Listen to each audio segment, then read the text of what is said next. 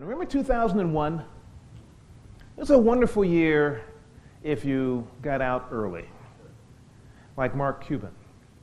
Whether you love Mark or think he is the most ridiculous person on the planet, he figured out the market was getting ready to turn and he got out at the top. Right in the middle of this, Goldman Sachs comes out and says, oh, by the way, guys, your portfolios are going into the tank, and we want to tell you that there are 4 countries that are going to determine the future of the 21st century: Brazil, Russia, India, and China. And people said, you know, if you weren't Goldman Sachs, we'd say, you know, good grief, this is crazy stuff. First thing is that what Goldman was looking at was the rule of large numbers. And if you look at this is from the CIA World Factbook, which is a great resource. The countries with the first letter in red, by the way, are the 4 BRICs.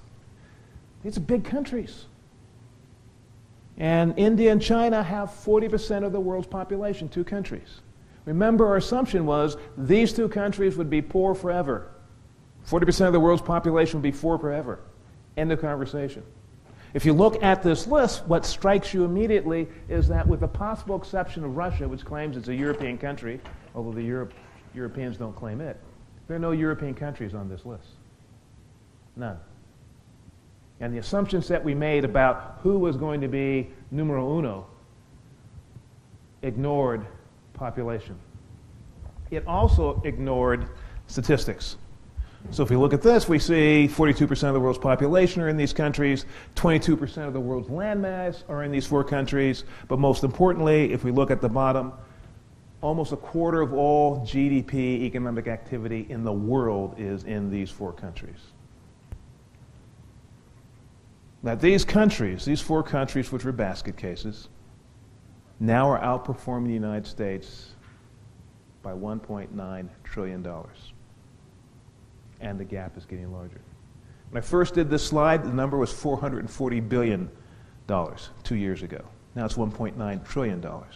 And the gap is getting larger. But more importantly, according to our CIA, not Doggett's CIA, but this Central Intelligence Agency, if you go to the World Factbook, the 2nd largest economy in the world using PPP, which they think is the most relevant way to compare economies, is China today. And the 4th largest economy in the world is India today. Today. Now why is that important? These are growth rates. If you look at these growth rates, with the exception of Russia, drinking a lot of vodka is not good for your economy, comrade. If you look at China and India, their economies are on steroids. Right in the middle of what? The worst economic downturn that we have ever seen since the Great Depression. And so we have an economy in China that's about half of our GDP. You have India neck and neck with Japan, having passed significantly Germany, the largest economy in Western Europe. And you have Brazil now in the top 10, and Mexico, even with all of its problems, being a major economy. Here's the thing that you need to appreciate. Goldman Sachs has said, very simply, that if China continues to grow at 5% a year, by about 2035, it'll be the largest economy in the world. Now, as Jim said, I take students to China. I'll be taking our evening MBAs to China at the end of April. I've been doing this with our students since 2003. We go to the U.S. Embassy. We talk to the Foreign Commercial Service First Secretary. And I always ask the same question. The Chinese government is predicting growth somewhere between 9 to 10% a year for the next 2 decades. Do you believe that number? And since 2003, the conversation has always been the same. We don't believe that number. My next question is, you're the eyes and ears of the U.S. government. What are you telling Washington? And they've said since 2003, we believe that the Chinese economy can grow by 7% a year for the next 2 decades. Now, if you're a banker, you know the rule of 72. You know 7% a year for the 20 years is 4x. An economy that is 4 times larger than it is today. We all are starting to get our arms around China being a major player. Try to get your head around the Chinese economy being 4 times larger than it is today. Because that's what our embassy in Beijing says is highly likely. And if Goldman is right, by 2050, the Chinese economy will be 9 times larger.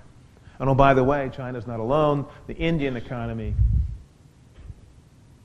Well, let's go back and ask this simple question before we get there. So there are 2 ways to look at it. You can say, oh, gosh, that sucks. Because I remember the good assumptions. These are going to be poor Chinese running around in coolie hats and in rice fields. And at 9x, I mean, even if Goldman is off by 50%, at 4x, that's massive.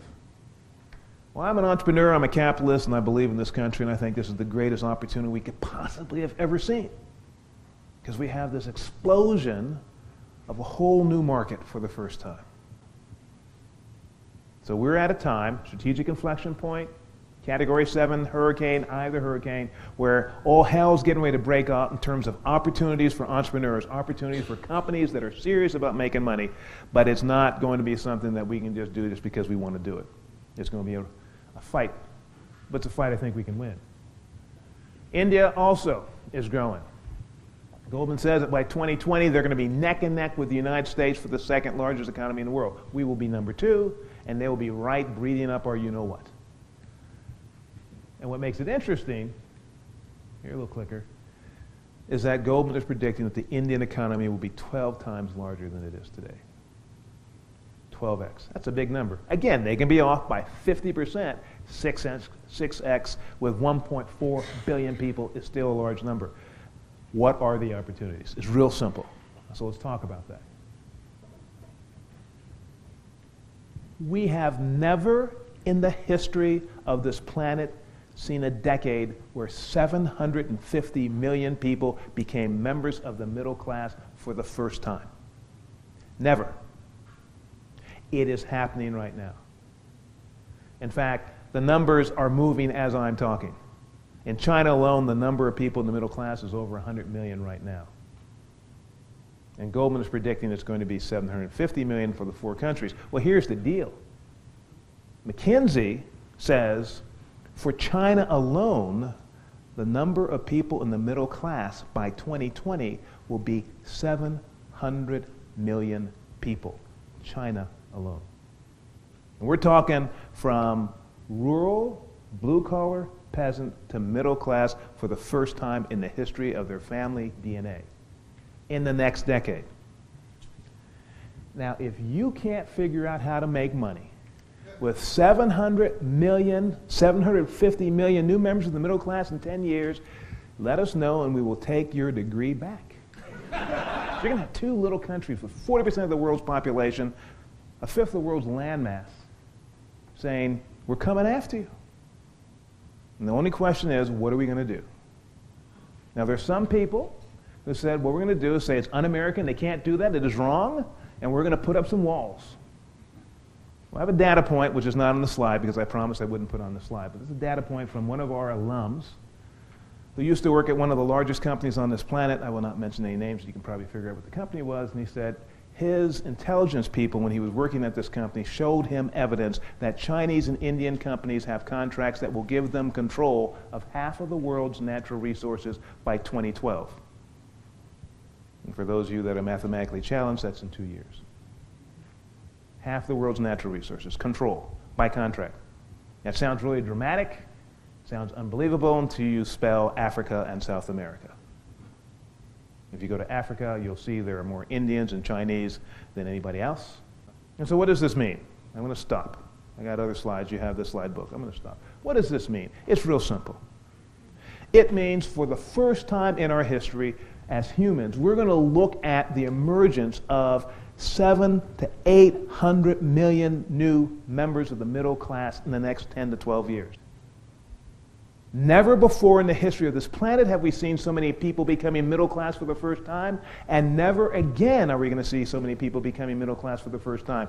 This is the rule of small to large numbers.